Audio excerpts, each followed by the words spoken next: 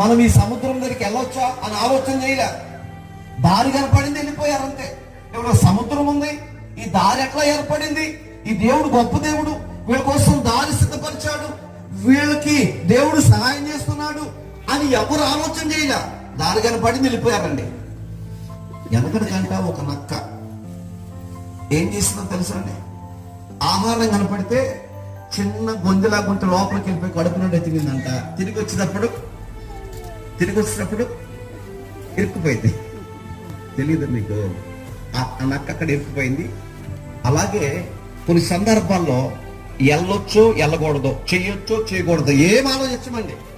దయచేసి ప్రతిరోజు మనం చేసే ముందు ప్రభు సన్నిధిలో ప్రార్థన చేసుకోవాలి. నీకున్న సమస్య దేవునికి చెప్పాలి, నీకున్న ఇబ్బంది దేవునికి చెప్పాలి, నీకున్న పరిస్థితులు దేవుడికి చెప్పాలి. దేవుని అనుమతి తీసుకున్న తర్వాత మనం ఏ పనైనా స్టార్ట్ చేయాలి ప్రియులారా. అప్పుడే ఆశీర్వాదం.